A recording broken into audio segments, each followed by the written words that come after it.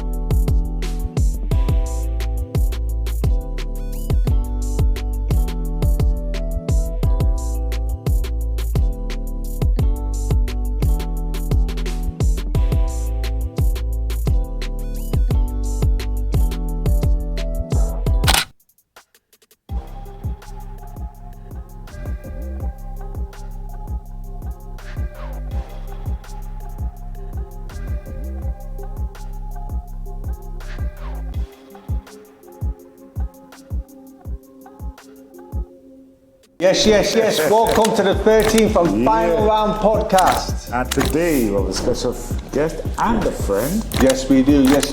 Long we time. have Alexander the Great, the one and only Wayne Alexander in the house. Yeah.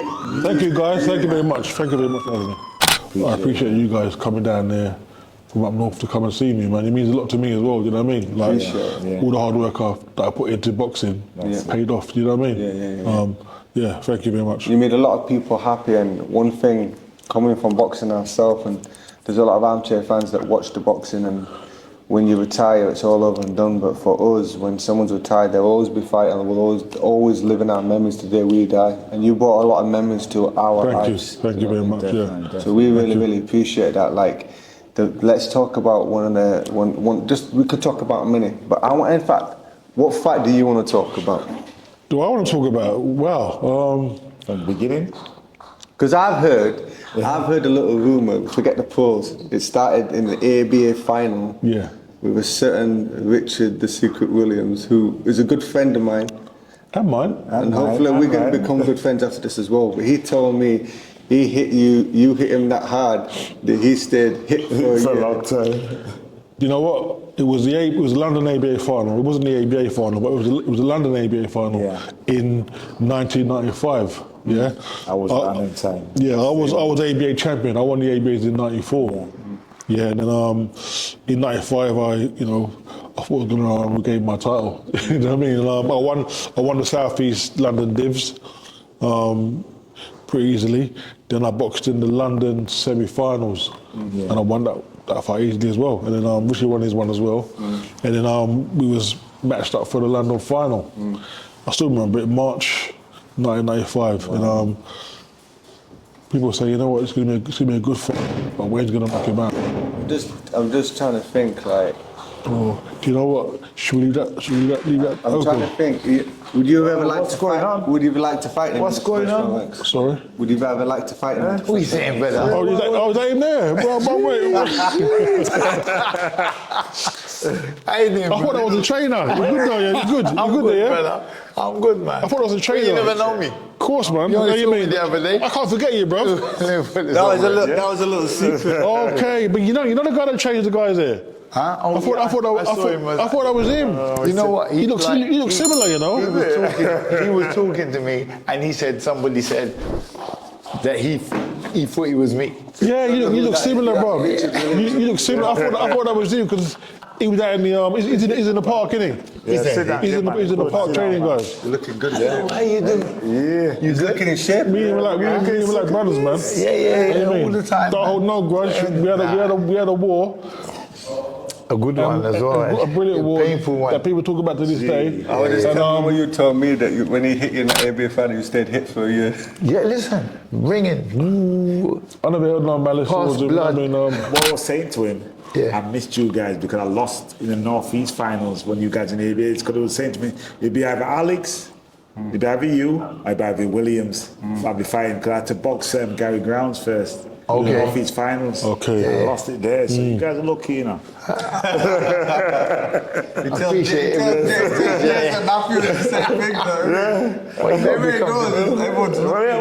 You're looking well though. I'm trying, brother. You know what I mean? I'm trying, bro. We see each other now, every now and then on the little circuit with the Quest boxing. Yeah.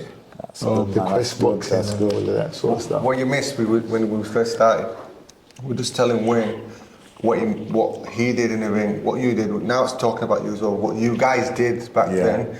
The armchair fans will start watching boxing and go to next. But for us, growing up, watching you guys, just a little bit older, about 4 or 5 years older, doing your thing. I'm older than Wayne though. Yeah. He's 60, man. I mean, I'm only 51. I'm 53. No, we don't hit them numbers yet. Thank you very much. 51 in July. So. Wow, Catching up with you, still young, man. Still looking young. Well, you gotta try it. You gotta keep on. You look younger than all of us, man. Always. Don't boost him up. He knows that. He always look You good. tell Man. what cream you've been on. My missus, now shea butter. Oh, shea. She got the shea butter. Yeah. So it's all about the But shea it's the butter. same one, it's the same one I use. I just call it cocoa butter, me. No, It's shea shea butter, butter, that's all what I about shea use, butter. yeah. Cocoa butter, E45 is good as well. That's why I use the E45. shea butter. The shea butter is the one, man. listen, It smells yeah. nice, yeah. Listen Don't to forget the that. missus. I use the same one. I didn't know what you call it. I just call it cocoa butter. Simple. But she told me it's shea butter. Shea butter. Yeah, it smells nice. That's the one. Good for skin. That's the one. Yeah. And less meat. Wayne's a meat man, you know. Me and Wayne was talking about this before. About meat, I said yeah. to Wayne, because I'm eating less meat. You're more vegan. I'm not, you know what it is? I'm not no vegan. I'm never going to stop eating cut meat. the meat down. But I've cut meat down, I know you say. right? White And you see when I eat meat now, I eat good meat. Yeah. I don't buy that cheap, you know what I mean? I don't buy no cheap meat. Take off the gristle and everything. Listen, and all man, the fat and I'm telling you something. meat. I tell you, there's a place. There's a place. I'm going to big it up on your podcast. No problem. There's a place in Borough Market. Are we live now? called, Yeah? It's called Ginger Pig. Wow. Ginger, listen, man. You been there? Ginger Pig. It's a place, yeah? It's a meat place. Where? In Borough Market. I know Borough Market, yeah. I know they got plenty of meat places there, yeah. I bought a leg of lamb. It cost me £65. I've heard all about that this place. leg of I've heard about that place, yeah. But you know when you cook it, it don't shrink. No. Really? Listen, it was that size, and when it went in the oven, it was that size when it came out. And it tasted so good. Lamb's The my fish. I might try. I've heard about that place there. Lamb's my favourite meat. Yeah? So, I love my meat, man. I love meat, bro. I can't live really without meat meat. personally. I just fish and chicken. yeah. I don't really. I'll eat it if I have to eat it because I know it's good for you, but I'm not really forced to buy it. He likes his sweets, man. Sweet. It don't matter, man. He likes all the Yeah, sugar. that's So another do I, thing. so do I, Sugar. so do I used to I, listen. so do I. I used to Yeah. eat 1 pack of biscuits, at least one With pack of tea. biscuits a day. With tea. Yeah, if I had a cup of tea, I'd eat If you 1 don't pack of keep, biscuits. 1 whole pack of biscuits Yeah. per cup of tea. Yeah, what kind of And some- biscuit? Any biscuit. Any biscuit. Sugar. That's You didn't like the chocolate biscuits. biscuits. It's time to soak it up in it. anything. But now, Custard creams, I love. Custard creams, man. Oh my God. Custard creams. Lovely, you isn't know it? that. Howard Rainey used to have them in the gym. Roadmap He used to biscuits offer them there, when you were training. While you're trading, you're taking the piss. Yeah, you come out around inspired, he goes, here's a custard cream for you. What are you doing to me, man? I'm trying to make weight, you know what I mean? He was crazy. They'd be there smoking in the gym at the same time. Oh, yeah? Yeah, he was smoking. Oh, wow. Not because that's why. Seriously? Do as I say, not as I do, sort of thing. I was training with Clinton Woods, and Clinton Woods was just like, I can't believe what's going on. The late Howard Rainey. So was you at Funeral? Yeah, You yeah, got went to to funeral, funeral, yeah. I haven't seen him. I hadn't seen him in about 15, 20 years. Wow. It was sad. Yeah, it was sad. I mean, I knew his wife. What's her name again? Lorna, yeah. Her as well, I ain't seen in a while.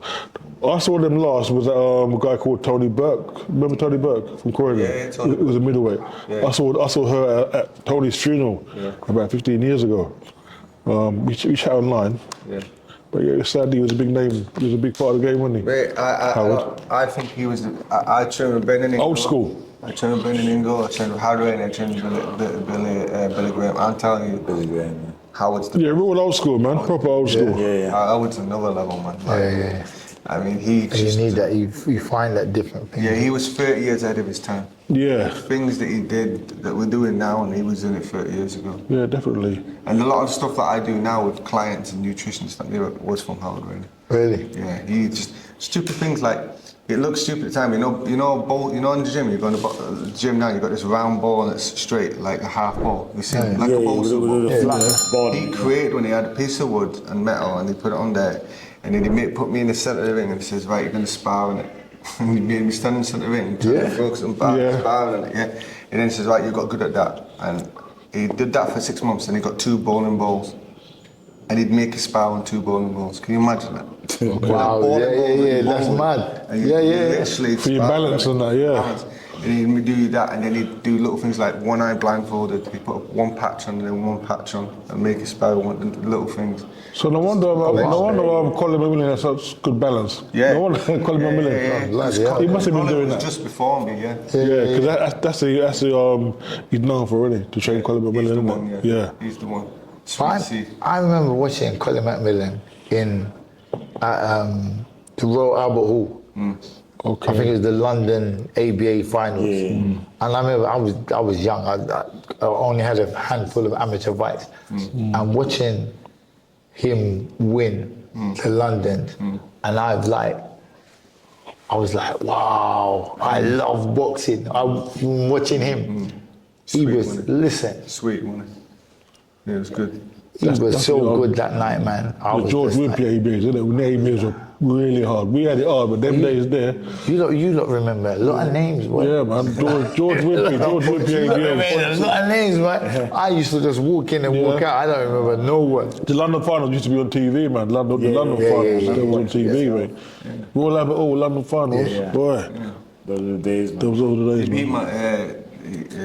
Colin McMillan beat my friend Gary DeRoof. Okay. No, remember Gary DeRoof? From Peterborough, isn't Peterborough, it? that's Yeah, it. Why you like I'm a boxing encyclopedia? inside, I am, bro. How you mean? Boxing and stories. It's been my life, all my life, brother. I'm like, nah, man. Like sometimes, like people say to me, "Oh yeah, this fight." I'm like, "Who's that?" I don't even know them. Yeah. But you're not really a historian, are you? Yeah, I mean, like, you're not. See, I was a boxing fan as well as a fighter. I was a fan of the game. I was a fan. So I'm a boxing fan. Yeah. I was a fan. You see, like as a young amateur, I was a fan. I used to watch non-stop boxing, non-stop. When I turned pro, though, like after I lost my first fight, and when I came back into as a pro. As I started to fight, the more I trained, the less I watched it. Because I'm like, because sometimes you train it 2-3 times a day. I don't want to go home and watch boxing. So you didn't buy the boxing news every week? No. Seriously, as a fighter? Like you. As a fighter? Nah. Most fighters You did, see, bro. even that, like, sometimes my sister would say to me, Richard, like, there's a write-up about it. I'm like, I don't want to read it. Everyone's different, you see, like, stuff that was written about me, good or bad, I didn't read it. Like, because I was like, if I read the good stuff and I like, oh yeah, I get bigged up by the good stuff. When I read the bad stuff, I have to take that into consideration as well. So I'm just like, I ain't reading nothing. When I lived with Isham and Junior, they thought I was mad because I got to the gym in the morning at 6 a.m. I'm back home by 8, and then I'm just watching videotapes till 2 o'clock. Really? Studying it. Yeah, that was me, man. That was And I me. knew everyone. That There was a time where I knew every British champion, every Commonwealth champion, every European champion, Central Area, every world champion, all 4 belts. Wow. I just knew it all. I don't even know why I got it. And even now, I don't particularly try to remember things, and then I remember things. And he said to me yesterday, "Who's that guy fighting out at training?" I went, "Jack Massey." And I'm like, "How do I know that?" You understand what I mean? Do you remember getting the VHS? Who's your favourite though? tapes? I got them all. Tapes from W.H. Smith's, I got 'em. Joe Louis, Hagler, Hearns. Remember those? big man. 899. I got one as well. I lost them though. I lost them all. Before I leave, I'm going to show you Sorry? a picture. Before I leave, I got a picture of All of them. I lost all mine, man. People offer me money all the time. I had about 100. I don't let any boxers in my living room. I don't leave the room because I just I'm taking one Slip something out. Listen, he's got I lost all mine ones, man. VHS videotape of the box as well. And we used to get from the Daily Mirror, the feed. Yeah. He's got all of them. Every single one. Yeah. Full shelf, Oh, wow. everything. I don't trust anyone that. But boxers say, can I learn one? So what club did you fight for? I was in the Ingles camp. And I didn't end up going pro. Like, long story short, these guys know the story, right? So long story short, I went to the Ingles when I was 17. Yeah. Now that I fall out with Brendan, I got caught in the middle of all that politics, so I ended up leaving Brendan after training him for 5 years. No amateur record, kickboxing background. Okay. Gonna go straight to pros because that's what they wanted. Then I went to Howard Rainey. Howard Rainey then had a fallout with the former pro debut. So I chose to go with Howard Rainey, not the promoter, because I don't see the promoter. And Howard, and to be fair, he just messed me about for 4 years because he didn't know what he was doing. And then I was like 27. I was on the running track with Clinton Woods, ripped my Achilles heel. I just decided that. So you didn't have no fights then? Oh, shame, man. Sorry, man. Huh? He trained, he Trained sparred with 8 world everything. champions, sparred with everyone. Nazim Ahmed sparred all them. And I even said to him recently, like, back then, it was, when I wanted to fight, it was more for impressing others. I feel like I'd have a fight now, and I wouldn't care if I won or lost. You understand what I mean? Just the experience of going through. But that's maturity, You know what I innit? mean? Yeah, exactly. That's the buzz. That's maturity. That's the buzz we miss, you know what I mean? Obviously, you've had that buzz before, but the boxing. Yeah, when I was walked in, it was good for me because I used to think, like, I'm not on boxer, but yet you've walked out in front of a car, being hit, you've been elbowed and stuff. It's the same thing. But it's worse because you've got legs. You've got legs. In some ways it's worse. Yeah, it's definitely worse. What I learned It's definitely worse.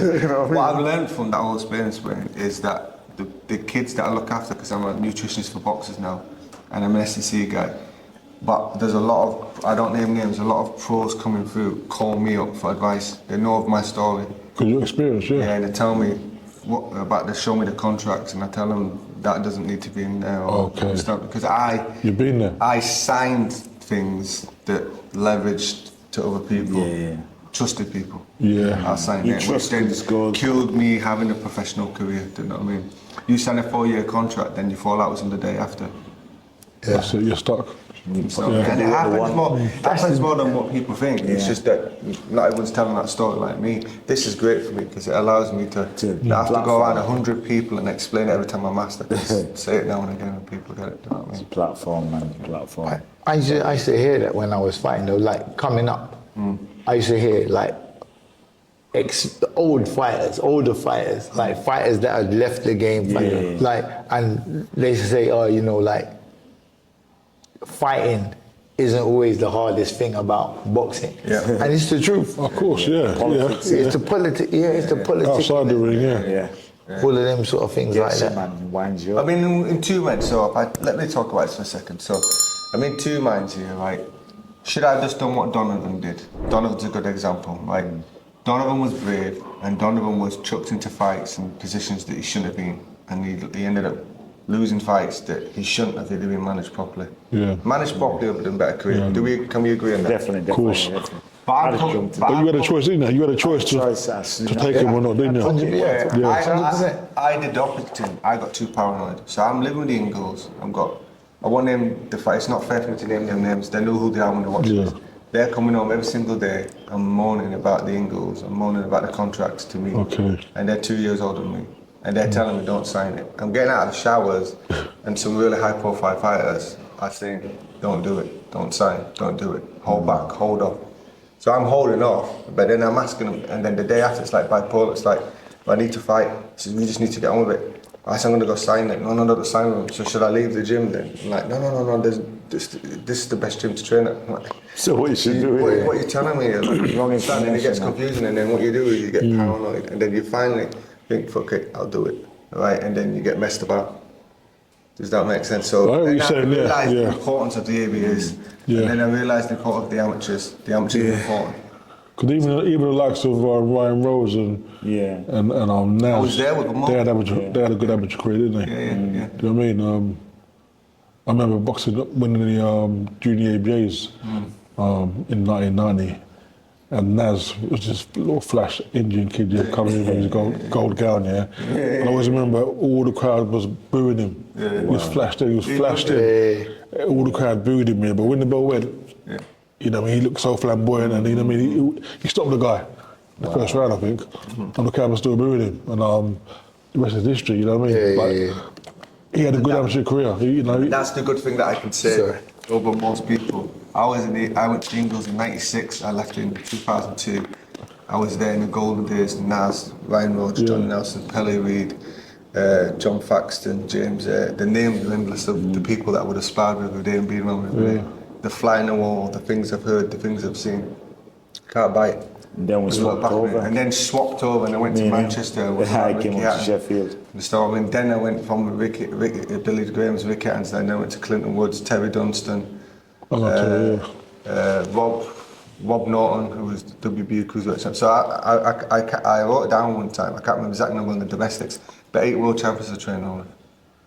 So that's 8 world champions talking to you and learning things. So then when I went away from boxing, I could try to commit suicide twice because I was like, I can't live without actually doing something. You understand what I mean? And then I found my wife and I found God and I started going to church.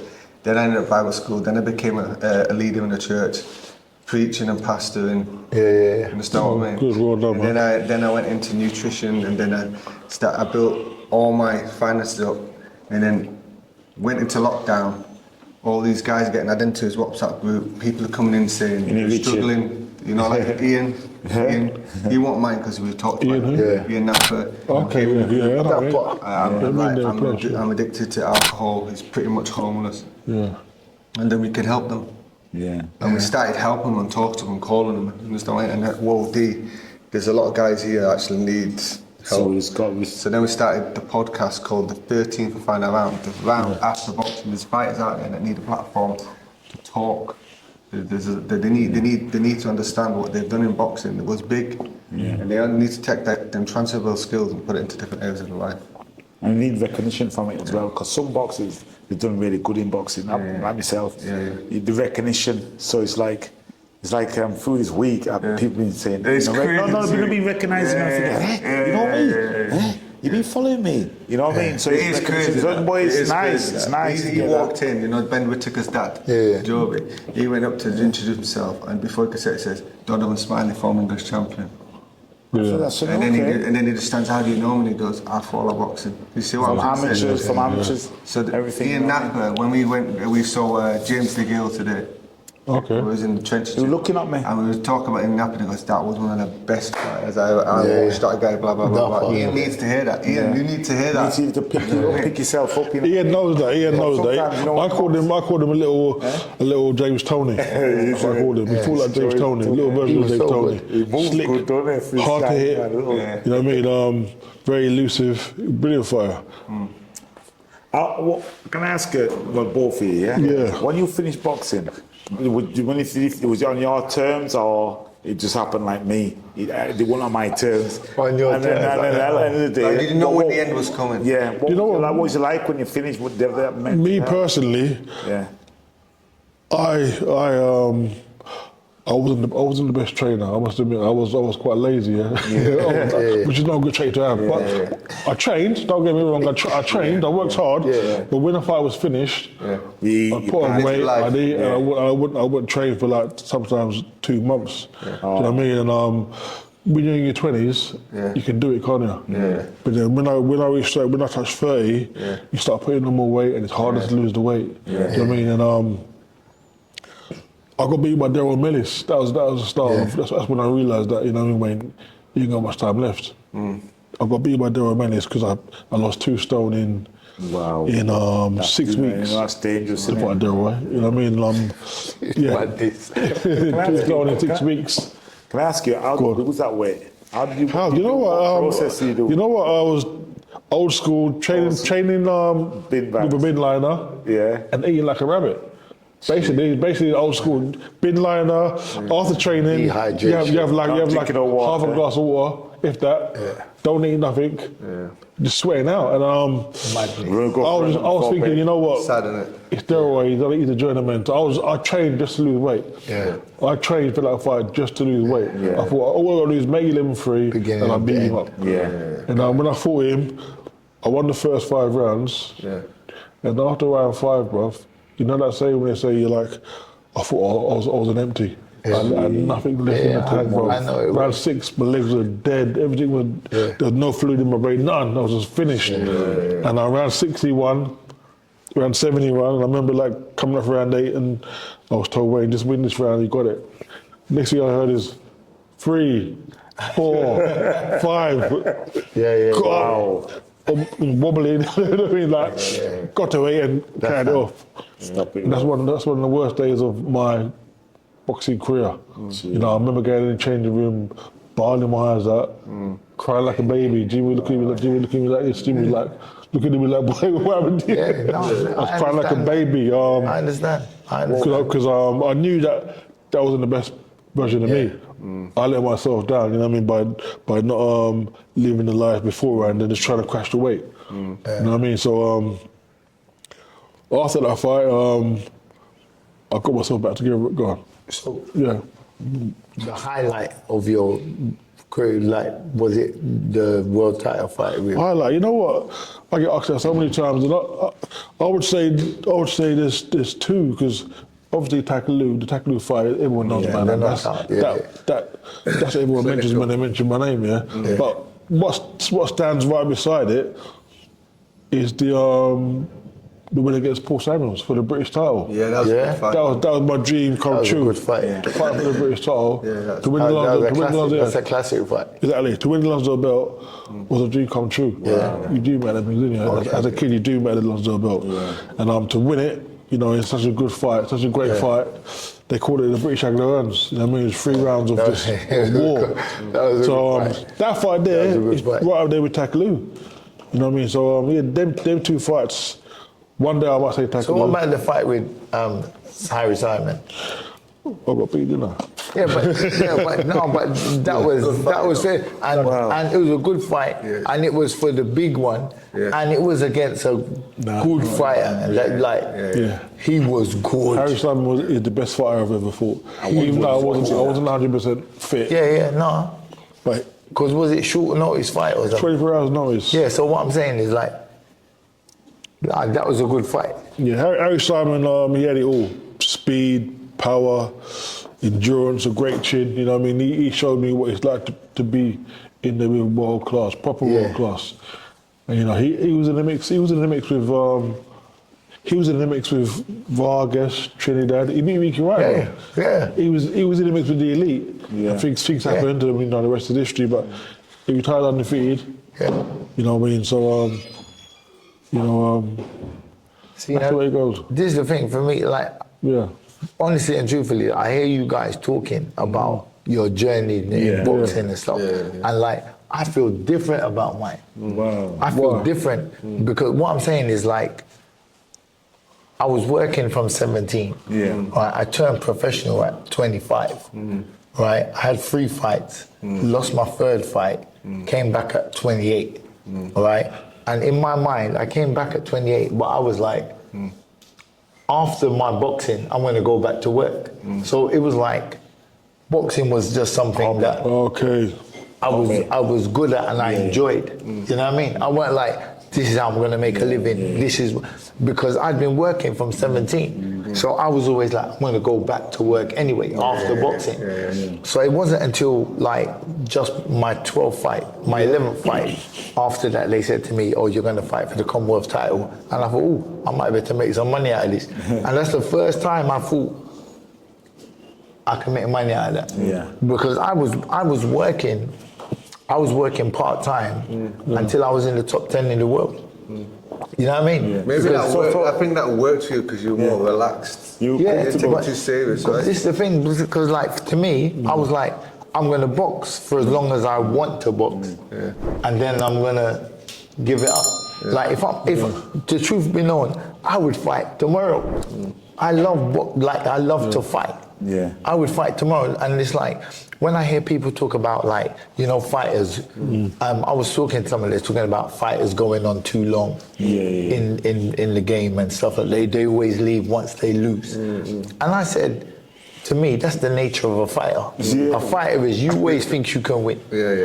That's what you're supposed to. If you don't always think you can win, you're not a fighter. Because what happened to me, obviously my pro career, that was my choice. I got a contract and I didn't fight at all. They were like saying to me, oh, you fight next week, next month, and I'll get ready. Yeah. So the contract ran out, and me and my friend decided to put a white collar show on.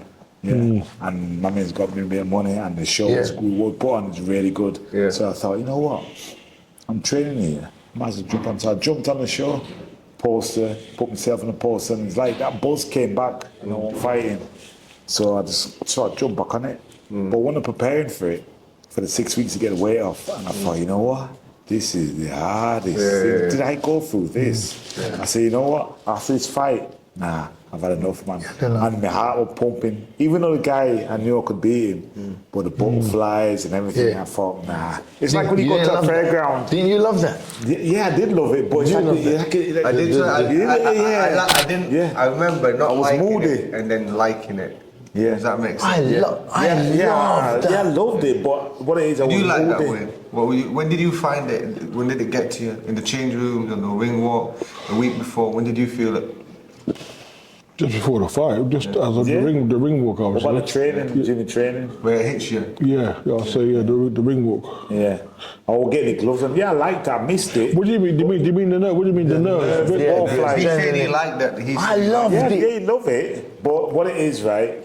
That's a good question. I mean, Getting the weight off and stuff just killed me. Oh yeah, So, that's a I didn't want to nightmare. do it, but that buzz when I'm walking out, I enjoyed it. when they announce your name, when they announce your name, like, and in the red corner, Wayne Alexander, then you start bouncing up and down. They give me and the crowd roars. You know what I mean? That's when coming out as you well, really the pump music up. and But everything. I used to get very nervous before the fights. Yeah. You know, I was very, very nervous. In the changing room, that's probably the worst time. Yeah. You were intense. I'll be so nervous. I was thinking to myself, you know what? I hope the guy pulls out. You know, I hope the guy don't want to fight. I have to crap myself. But I've spoken to a lot of I have fighters. to crap myself before the fight. You weren't like that. Yeah, this is what I'm saying. I've spoken to a lot of fighters, and for me, most of them, when you tell the truth, say the same thing. I've spoken to good fighters who have said like Sam Webb, he British champion. I know Sam Webb, yeah. And he said he was on the way to the ring and like he stopped at an exit and he said exit and he was like, I wish I could leave. You know what I mean? Drew McKenzie told me a similar story. Like for me, every single, like when I talk to people and they say, oh, like I said, you do boxing, they say, oh, only amateur or only white collar. I'm saying this is the same thing. You go through the same process. Oh yes. I think one guy who said he never had nerves, your ex-gym pal, Nassim Hamid. Do you believe that? Because I kind of believe it. He says he never had no nerves. And, you know what I mean? He never showed it. But Naz was an interesting character because when I trained around Naz, if there's one person who comes in the gym he doesn't know, that's enough for him to turn into what you saw on TV. But when you're with him one-on-one, it's quite boy. Quite Really? introvert. The extrovert will come out when people are around showing off kind of thing. you only need one person to do it. I like Naz though, man. I like Naz. Brilliant fighter. I like Naz. There'll never be another Naz. I keep watching tapes back now and again to think, You know, like, so for instance, you know when you were a kid and you watch a cartoon, like, there was a cartoon I liked when I was a kid called Water Babies, do you remember it? Heard of it. They'd jump in, and then it was a brilliant cartoon, and then I watched it recently, and I was like, shit. Didn't understand what I That's was. probably too soon for me. I'm older We're than Tom you. and Jerry, Anyway. we're Tom and Jerry, man. But you know what I mean? Ain't Tom and Jerry. Things were out when you was a kid, and you watch it back, and it's not the same as I thought. But every time I watch Nas, and I see the ring entrance and I see the fight, Yeah, he was one You of can't see. wow, like this. But ain't that like when you watch Roy Jones? Right, oh. Yeah, you know what I mean? it's Same. like- But I watch. So for me, like when I watch, like let's say Ben Whittaker walk out, I love Ben's ring entrance. I love Ben not the Whittaker. I same. love what he's doing. But for me, it's just not the same as Nas. When you say point, you're gonna have to wear longer sleeve t-shirts because you're showing my arms up. Oh, so you know what it is? It's like no, you know, I have big arms. What it is, right? My missus And the loves six-pack me. as well, you get me? Yeah, you know, listen. Show them biceps. Put him to shame in her, My bro. missus Show loves, them, right? my missus loves me in a tight top. Put him to shame, bro. You're know what I feeling mean? small, aren't you? You do it like that, they're bigger. Gee, you know, look at that. It's all compact in here, people. Not bad, It's all not bad, not compact, bad. Yes, sir. Your big But- muscles here, mate. Yeah, certainly, man. It's come You know down what I now, mean? anyway. So listen, before me and Wayne, so we would come up to the fight, and I remember like the semi-finals, you knocked the guy at first round. yeah, I knocked the guy in the second round. Yeah. Right, and then somebody was like, "Oh yeah, you're fighting Wade next week," and I'm like, "Ain't nothing to me. It's cool." And he goes, watched it, and the guy was like, oh, you know, he hits hard, you know. I'm like, listen, he's a human being. How hard can he hit? Listen to me. In the first round, the first boom, and I heard, and that's all I could hear for the whole fight. You like That's to what- wire in your brain. Listen, I thought to myself, I got brain damage. It's like, that's all when I went home, like this ringing in my ears. I was like, So I'll give you a standing I count. peed blood. Yeah. I peed blood. Listen. Yeah, Listen. This is amateur fight. Yeah, I'm an amateur fight. Listen, I I'm sorry peed about blood. that, I don't worry, Sorry man. about Don't that. worry. Sorry. Don't worry, I won. Exactly. But seriously, You would tell me so. wow, I You'd be was up. like, wow. Were you scared? That third round, man. Are you sure about the third round? Yeah, of course. Huh? Are you sure about the third round when you give me 2 counts and then you stop me in the third round? Are you sure about that? What in it? Are you sure about that? Listen, The third but you know round, what? he well won it. This You is know, the- you know what? I got a point off as well, yeah? Yeah. I got a point off for my head Yeah. being too low, which I disagree with. And Yeah. the scores added up, yeah? It's like one of them had it a draw.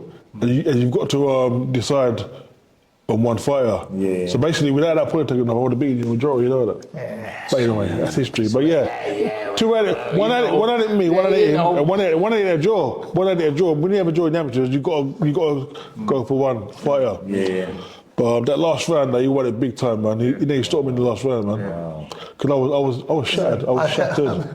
I remember, like, I think it's the second time I dropped him, and I was shattered. And I was barely standing up. Yeah. And like someone said to me, "Was you talking to him?" I was like, "What was I talking to him?" I was trying to breathe.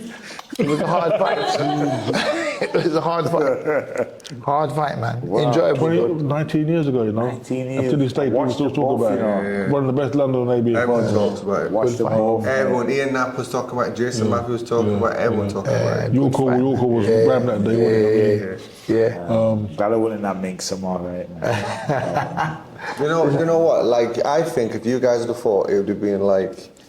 In the I'm pros. going to ask you a question, both of you. Of course. You guys fought tough, man. Like, you know, you got Wardley and Virgil Clark now, right? Yeah. And everyone wants to see a rematch. From a fan's point of view, I say yeah. But from a boxer point of view, you might disagree, but this is my opinion. I don't want to see them fight.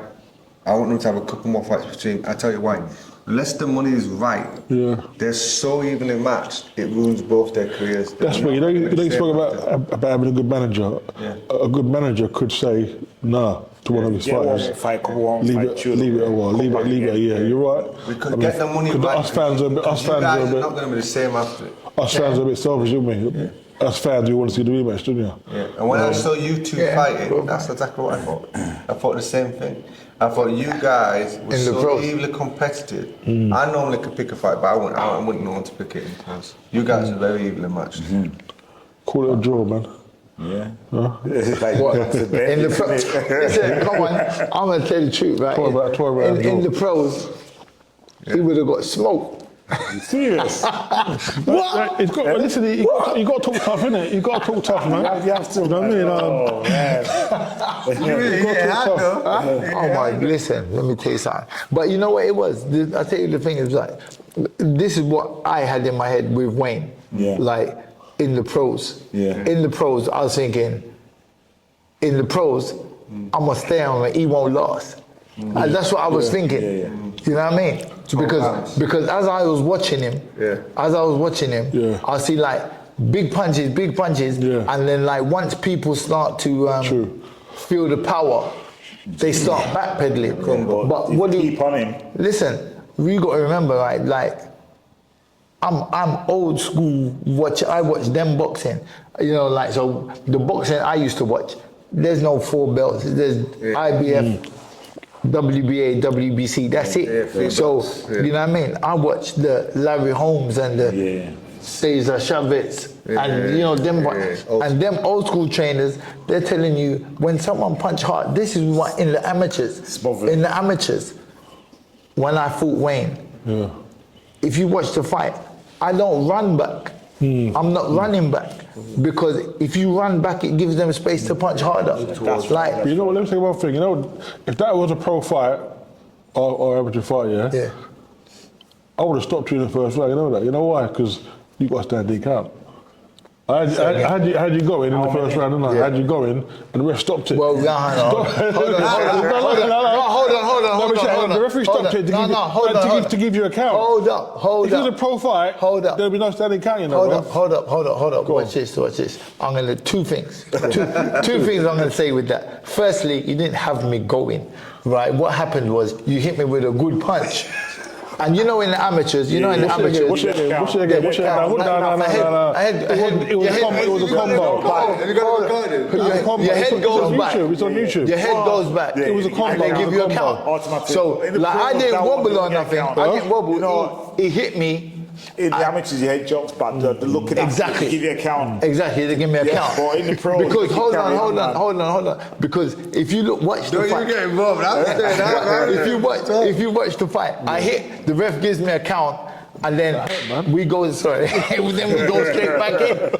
You understand? Yeah. That's the what I first can remember was it was a combination. It wasn't one hot combination. It wasn't one shot. It was like 2, 3, 4, and then they used like go on, and then the referee stop.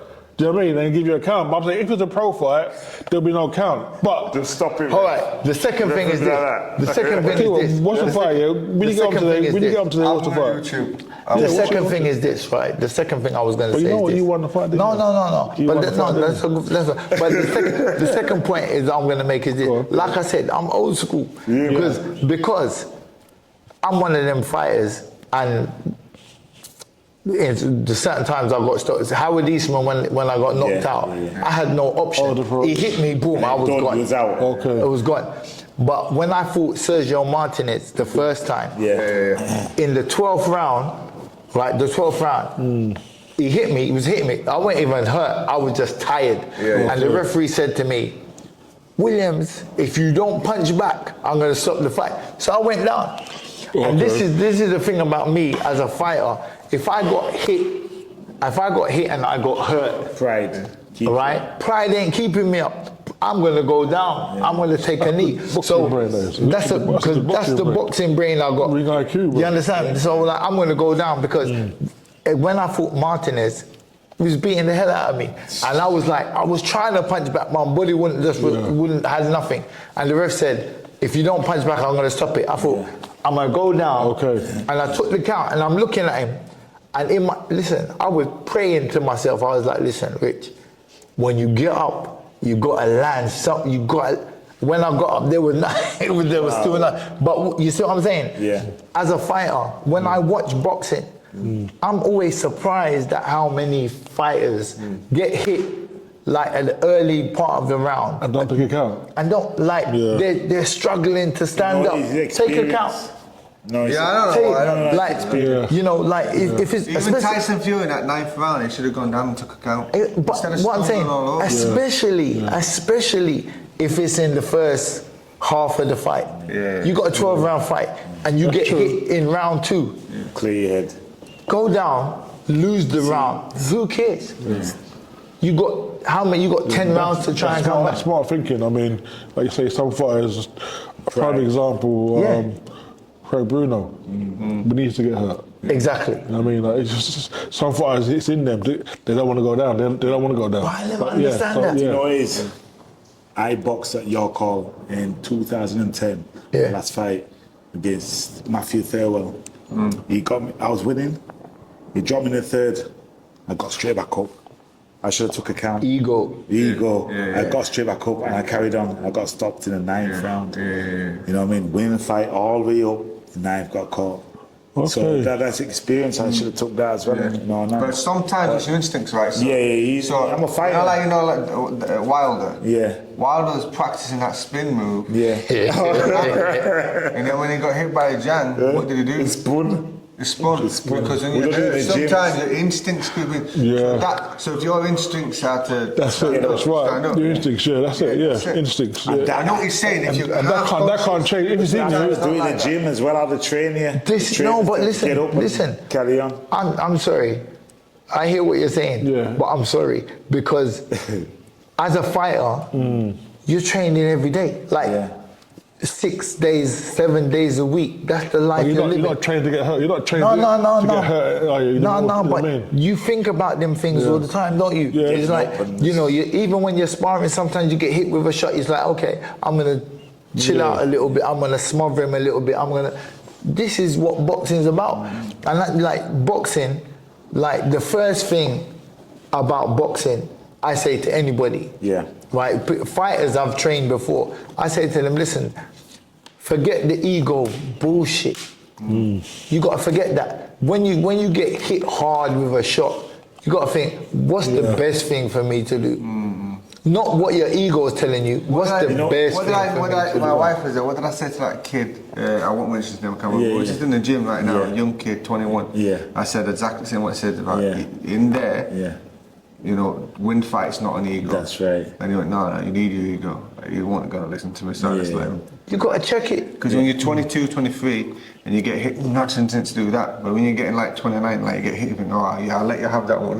Yeah, but I'm going to get you back later. Yeah, exactly. I'm going to get you back. I'm going to get I would never shown in that in the gym. If you get hit, stay down, take a hit. Get up. Yeah. You know what I mean? So in me, I'm a fighter. I'm going to get up. It's pride. Getting up. Why you knock me down? Why you fighting me? Listen, That's happened to me. what a fighter is I'm gonna do what I need to do to win. Yeah, that's it. I'm gonna do what I need to do. That is it. And like you knock me down now, and it like okay, I'm gonna chill, and I'm gonna get my energy back, and I'm gonna plan.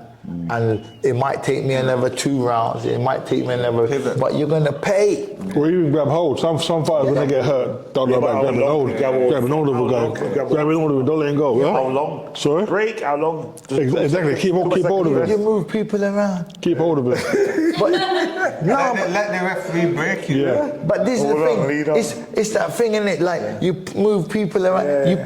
But again, and again, like for Take me, points off, in yeah. sparring, I used to love to spar, So did I, right? man, so did I. Love to spar. So did I. But the thing about it is this: loads of times in sparring, people have got the better of me. People that are not as good as me Sparring, get the sparring, better because I'm practicing stuff. So sometimes I'm like, I want to see if I can take this away. Like Don used to say to me, see if you can take this away from them. See if you can hit Charles? them. No, Don Davis. Don Davis. Right? So listen, see if you can hit them with this punch. And he used to say to me, Rich, I only want to see if you can hit them with a left uppercut. Yeah. I want to see if you can hit with a left hook. Nothing else counts if you hit them with, you understand? So He wants to see how you're going to get into the range to get the shot. how do you work yourself into a position? These are the things that you have to, that's what sparring is for. People want to win sparring. So what they do is they always do what they're best at in sparring. So when what they're best at doesn't work outside, What else is to do? they've got nothing. You call them gym fighters. There's plenty of guys I know. They got that are brilliant in the nothing. gym. Brilliant. And when they mad, they weren't the same. But I was the opposite. I wasn't great in the gym. Yeah. And when I fought, when it was do or die, I pulled it out of the bag. You know what I mean? So everyone's different. But it's better you be a fighter that can fight when it matters than in the gym. So he was a bully, he was a bully boy in the gym. You Fight when you get paid. Yeah, exactly. When you get paid, that's when it. Oh, yeah, when you go away and spar, that's different then. Obviously, When? you look after it when you go away and spar. Yeah, when you spar, yeah, that's yeah. different. Spar, You gotta look yeah. after It it. inspires like a fight, though. Yeah. It's competitive. Like you lot, quickly, because I gotta go. Right, you lot went to see Barry, and this is what I was gonna say. Barry Jones. Barry Hearns. Oh, sorry. Right, I was gonna say when you were talking about the advice you got about fight, don't fight, this, that, and the other. Right, and like. I know there's a lot of horror stories about fighters and managers and promoters and this, that, and the other, right? Barry Hearn, this is what happened when I went into Barry Hearn's office to sign my contract, right? And I went to sign my contract We turn pro, you mean? when I was turning pro. Okay. And he said, I was about to sign, he said, before you sign that, because before you sign that, I want you to understand this, I'm gonna be paying the people that you're coming to fight more than I'm paying you. Because I was like number 2 in the country at the time. Right, I'm gonna be paying them more than I'm paying you. Because they know they're coming to get beat. Yeah, it's a learning process. Yeah. He says, but if you don't perform against them, or you lose and you keep losing, he goes, imagine I've got a button, I'm gonna press the button, I'm gonna bring someone to test you to see if you're worth my money. That's the realness. That's realness. And he gave me the realness of it. And he said to me, listen, everybody's gonna have different advice. Oh, you should do this, you should do that. He goes, do what you want. Make your own decisions, be happy with what you do. And he said to me, if I owe you £1, ask for the £1. If you owe me £1, I'm gonna ask for my £1. You understand? It's fair. It's business. It's business. So like, so if you owe me £1, I'm gonna ask for £1. If I owe you £1, ask for your £1. And he said to me, if you're happy with something, then roll with it. Yeah. If you're not, then say you're not. Yeah. You know what I mean? Yeah. And I'm always surprised at how many fighters are like, oh, my manager don't want to do this, my manager don't. I'm like, you should ask for what you want. And if you don't, then bounce. Because the fact of it is, Do you see it as some fighters nowadays, because of the Mayweather times, right, and the language has changed, you work for me. Does the manager and promoter work for you, or do you work for them? they work for you. They work for you, yeah. They work for you. 100%. And did you feel that when you boxed? Did you feel Frank worked for you? Yeah. Frank done a you good job felt with me. he worked Frank for you? done a good I job. felt he worked for me, but you know what, honestly and truthfully, honestly and truthfully, as a pro, for me, I was having fun. So when I was boxing, I was like, Barry Hearn is paying for me to live my dream. This is like, my dream is to fight. I want to fight. So I was fighting, and it wasn't until I won something, so I thought, okay, well now, Sky's asking for him to put me on. So now I'm worth something to him. You understand? And this is what I think fighters, your promoter, your manager works for you. Right? But until you get yourself in a position where you're making money, no one don't give a fuck about you. Yeah, where they need you. Yeah, you're Like, right. you understand? Yeah. And that's the truth of it. It's like nobody cares about you. Nobody cares about how you're feeling. Nobody cares about what stresses you got going on. You were born on the jigsaw. Exactly. But when you prove that you can make people money, because it's a business. Prove that you can make your manager money. Prove that you can make your promoter money. They will look after you. If you can't make money, you ain't worth shit. That's the game of ring, bro.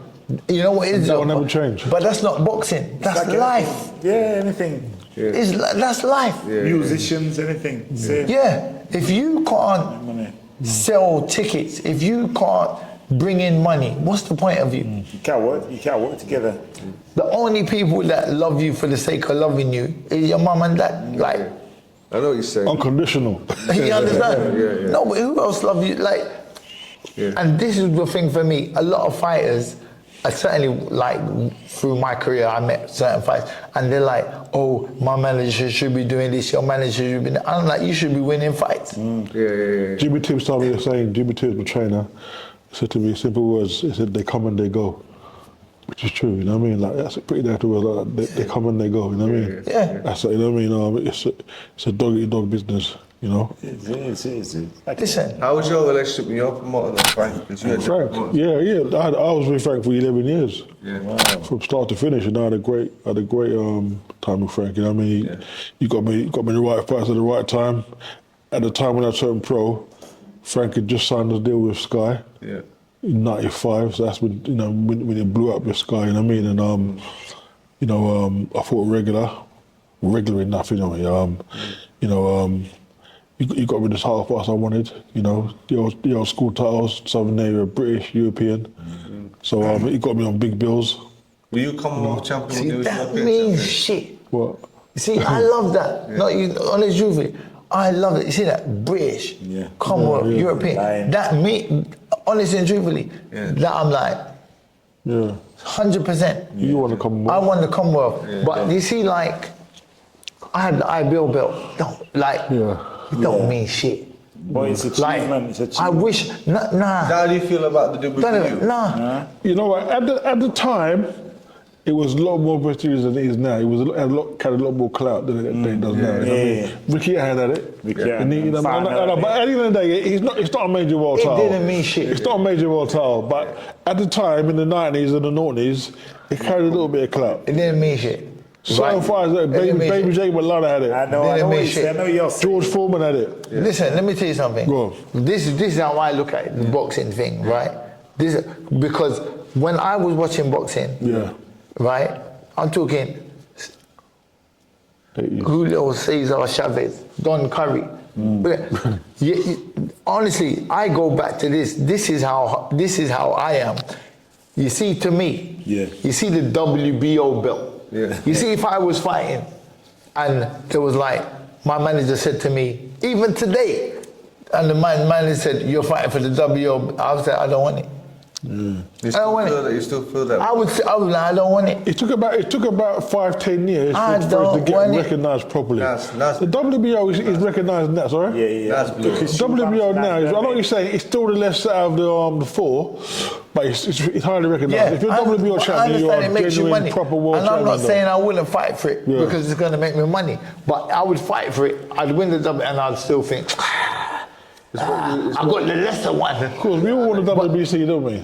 You understand? I'd be thinking, I got the lesser one. Yeah, you want and, WBC. And honestly and truthfully, like, I remember when sitting in Barry's office and him saying to me, Rich, you're going to fight for the IBO belt. I said, I don't want that. And he was like, what? I said, I don't want to fight for that. I said, I want the British, European. Wayne had it at the time. You know what I mean? Wayne had it. I was like, I want the British, European. I don't want none of that. At that time, their promoters wasn't working together, were they? Like, no, they wasn't working together. You know what I mean? When So you guys fought, did you want the fight? I wanted to I fight. wanted to fight as well because I wanted to get revenge. But rival promoters, you know what I mean? It wasn't going to work back And then. listen, I'm gonna tell you the truth. Like me, I sat down with Frank Warren. Did you?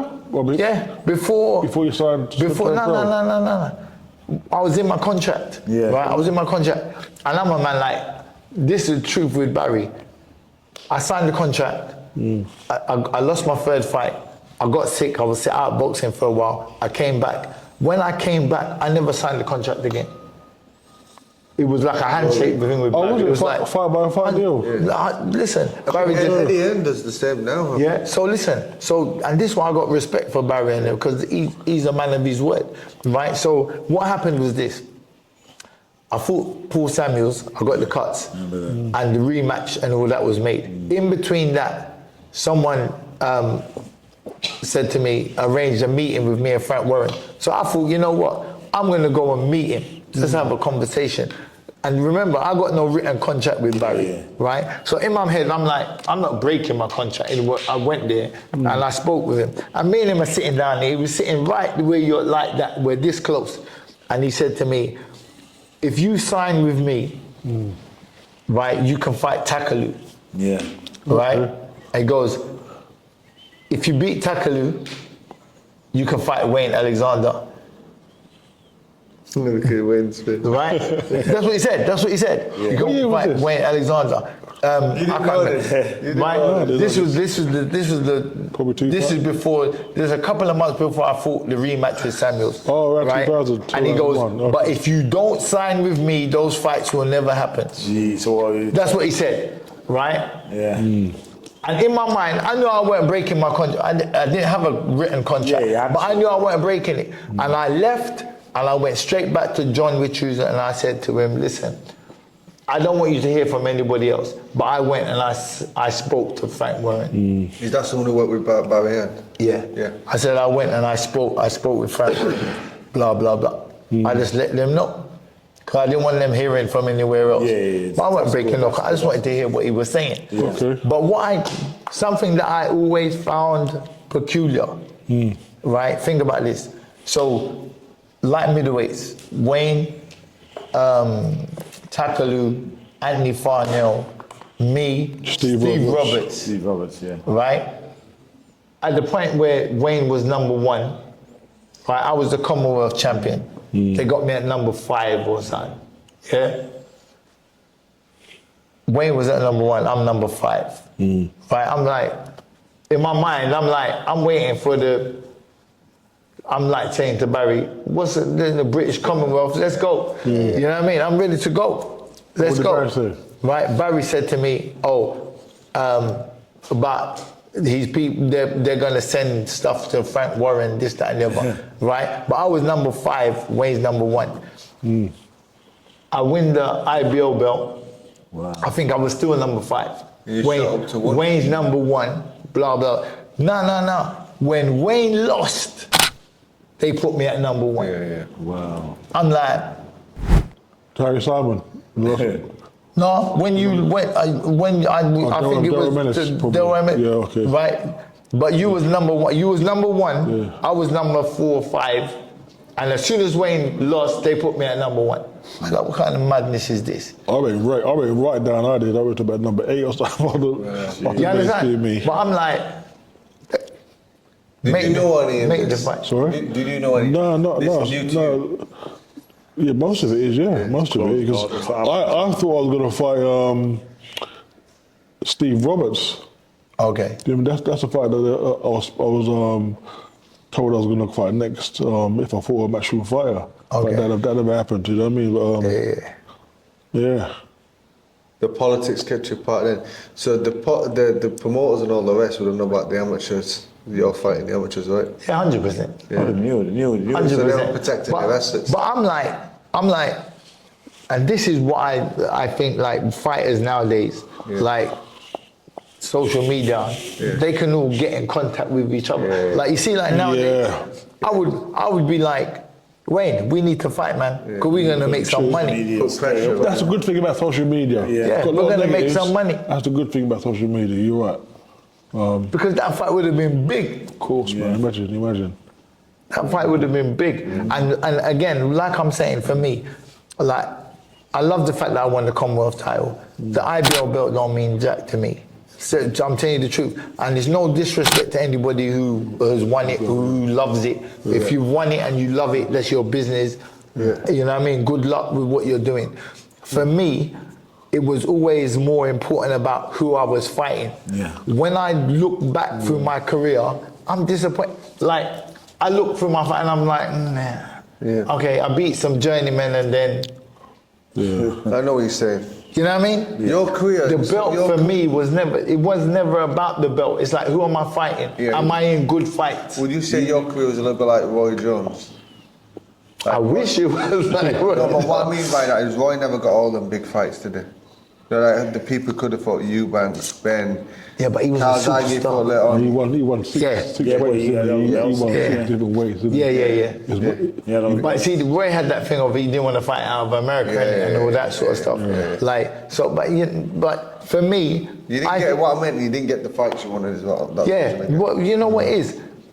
I didn't have anybody in particular that I wanted to fight. Yeah. I didn't have anyone in particular I wanted to fight. What I wanted for my career is to be in good fights. Yeah. That's, to me, that's what my career was meant to be.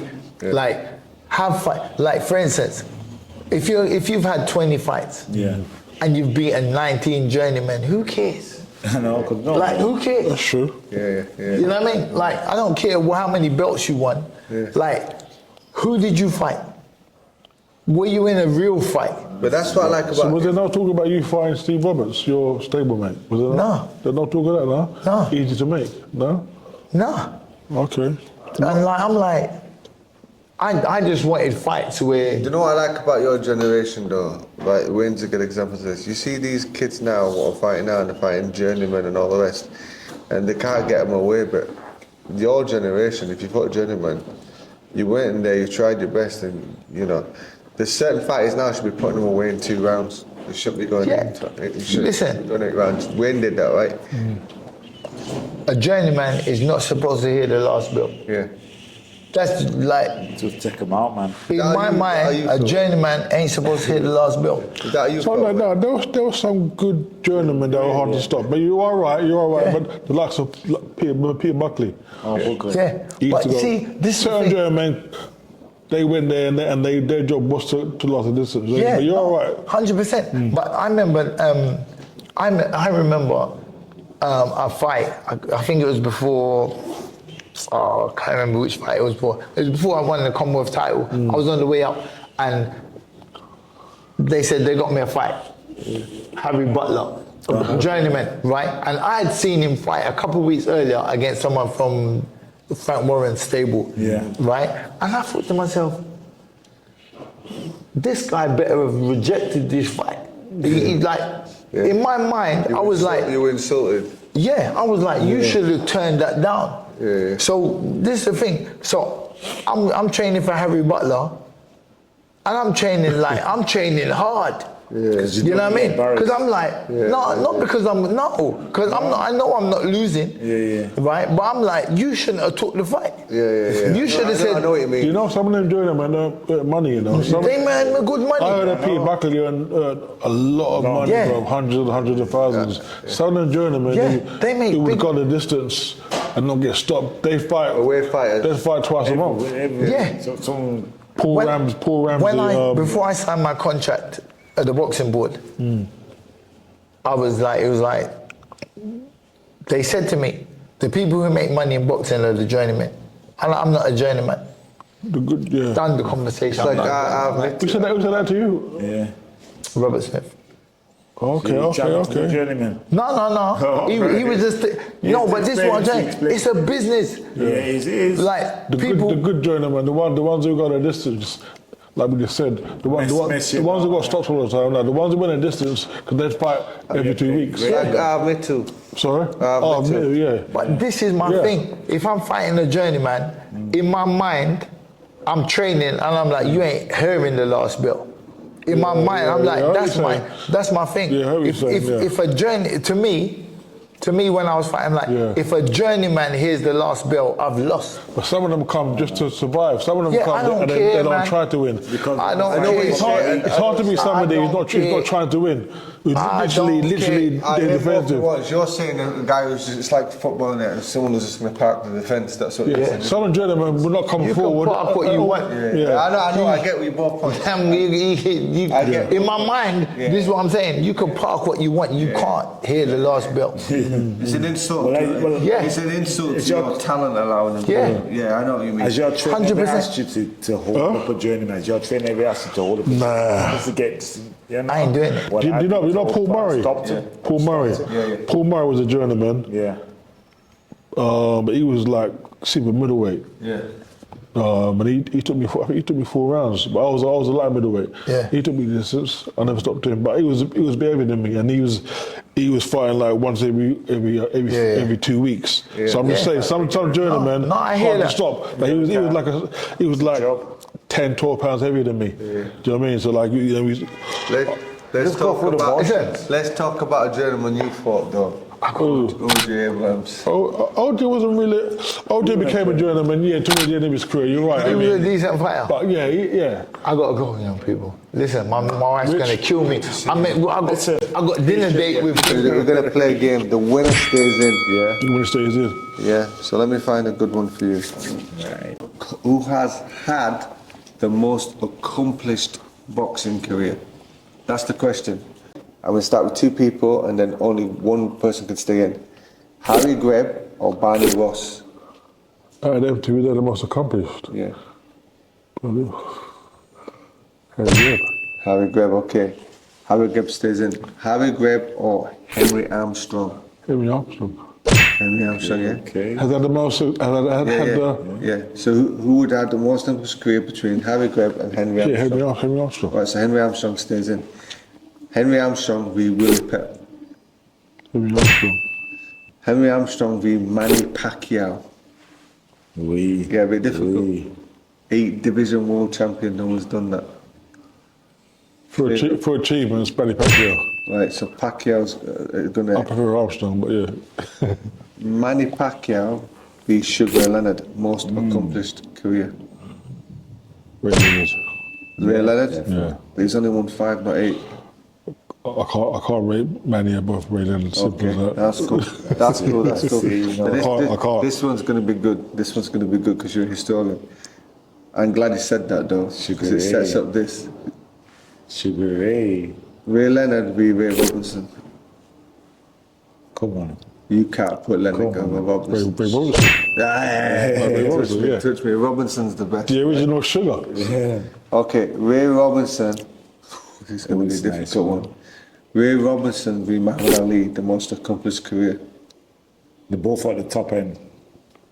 Who's accomplished more? Ray Robinson. Now, I'm going to pause it there for a second. Ali.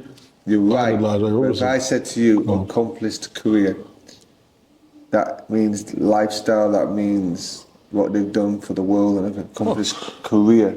Oh, okay. You see what I'm going? Yeah. Think about that. Career. Career. Not titles, career. Well, Muhammad Ali is the most accomplished sportsman ever, I'd say, or one of sportsmen. They're like boxers. So if he goes about career, Yeah. Muhammad Ali. So Muhammad Ali's the one, right? Career, yeah. Yeah, okay. So Muhammad Ali, career, Rocky Marciano. Muhammad Ali. All right, last one. Let's see who's going to take the title. Muhammad Ali, most accomplished career, beat Floyd Mayweather. I knew you'd say that. You knew I it, knew right? Floyd. I knew most accomplished. Career. But if you go by accomplished means who's won the most, who's won the most titles, who's achieved the most. That's Mayweather. But as a sportsman and his legacy. So the reason I said career, You got me there. the reason I said career is if I said to you, and I know what you're going to say, the most accomplished boxer, Muhammad Ali or Floyd Mayweather. Accomplished boxer. Yeah. Out of them two. The most accomplished boxer. Yeah. Muhammad Ali. Right. So that's your choice. So I would, if someone said boxer, I'd probably say Floyd because it's boxing. But career means feeding kids in Africa. Oh, changing- sorry, You career. see what I'm saying? 'Cause I career thought means- you meant boxing career. Yeah, but career. Floyd achieved Career. But Floyd achieved the what most, they've didn't done, what they've done with their Career. with their Yeah. life and everything. Stand out. he? You should say sportsman. Who's the greatest sportsman? But then that stays in sports, doesn't it? No. Yeah. Yeah. I mean, Because Ali was more than just a boxer. who's achieved the most? Ali or Mayweather? Achieved the most in their career, like in their boxing career, in the ring. Well, then you could also argue that Mayweather, because in his career, Well, he's more money, right? I'll say Mayweather because he won the most belts, Yeah. most weights, Yeah. and So achievements-wise, just boxing ring achievements. Yeah. You've got to say Mayweather because of what he's achieved can't be denied, can it? So you're happy to say Floyd's the winner?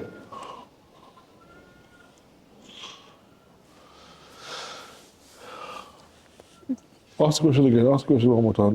That's your question. Yeah. Go on. Let's go through it again. We got the question word for word. The question. Yeah. Go Word on. for word, right? Who has had the most accomplished career? Winner stays in. Harry Greb, Barney Ross. No, I'm on about Ali and Mayweather. Who has had the most accomplished career, taking into consideration money, changes people's lives, impact on people's life, their life, their time in boxing, what they've done with their platform. Muhammad Ali or Mayweather. Muhammad Ali. You see? Muhammad Ali, yeah. But Muhammad either Ali. way, it's a hard one, right? It's a hard one, the way you put it. But who's won the most in the ring? Yeah. Mayweather. Yeah. Mayweather's won the most. How many weights did he win? Yeah. How many belts did he win? 5. I mean, look at his belts. He's probably got 10 belts. Yeah. I think but Pacquiao's won more. I'd rather have Ali's career than Mayweather, because Ali, in my eyes, is probably the greatest sportsman ever. Yeah. He's one of the most famous men ever, isn't he? And that's his career, human right? beings ever. And that's his career. That's it. That's what he's done with his life, that's his career, right? Bruv? It's hard, that, right? No, man, listen, bro. Yeah. Thank you very much for that, man. Yeah, it's great. I mean, even when I was in the changing room earlier on, I'd like a rush of nostalgia. Like, I remember sitting in there, getting changed. Right, history. Yeah, with Daddy Williams, Harry Senior, Daddy Watts. Yeah. You know what I mean? Seymour Johnson. You know what I mean? All of us in the gym, like getting ready to spar and I was 19 when I came here. Yeah. From Croydon. I was at Croydon Boxing Club. That's where I started from. I was, I started boxing at Croydon, and I outgrew it. And I was told, "Wait, go to the Lynn or go to the lodge, better clubs." And I came to the Lynn. It's like shy, you know what I mean, like all the way from Croydon, which is like 10 miles away on a bus. I remember coming in there and seeing all the champions and all the top boys, and just smelling the atmosphere and being around it made me a better fighter. Within a couple of months, I was a better fighter. You know what I mean? Like, And a better person. yeah, man. So great times, man. Definitely a big part of my life, this club, man. The Lynn AC. Yeah. It's like you've come here today and gone in the gym like you just talking. Yeah, big memories, man. That's I what was I'm saying, 19, memories. young, free, single, no kids, living at home with mum and dad. You get me? Now I'm 50-year-old, I'm a granddad now, 50-year-old granddad, you get me? Wow. 51 this year, I was 19, fresh, young, no bare belly. You get me? I'll be on a bus, 68 bus from Croydon. Yeah. It took me an hour, between an hour and 15 minutes, Monday to Friday. But I love the game. Not getting paid for it, just love of the game, you know what I mean? Thanks for entertaining us. Sorry? No worries, mate. Listen, mate, it's been good. It's been good, man. Yeah. Let's stay in contact. 100%, man. Let's do check out. Let's do some. Let's check out. We'll check out. Sit down. We're going to do this intro to check out. Guys, thanks for tuning in to the 13th and final round podcast. And don't forget to like and share and tell a friend. Hit that notification, otherwise you won't get the notifications. That's it. Oh, what should people do? Follow on Instagram? What should we do? Should they give us a follow? Sorry? Should they give us a follow? On Instagram? Most definitely. Please follow these guys. You know, Why should they follow? because they love boxing. They're boxing encyclopedias. You know, they're great for the game. You know, and they're good guys. You know, they love the game and they're good guys. And where can they stay up with your life? Where can they follow you to stay up with your life and how your life's doing? You got Instagram? On Twitter, at Wayne Boxing. On Instagram, Wayne Alexander the Great. And I'm on Facebook, Wayne Alexander. Nice one. And I want to finish with this. If you've not watched this man box, Check it out. fight, YouTube. man's seen the power. If you're a Mike Tyson fan, YouTube. if you just like knockouts in general, go watch the highlights. And with that, we out. Tell a friend. Let's go. Respect. I'll edit that last bit out, but anyway. Check out 13th and final round. We do it every time, and I'm part of the team.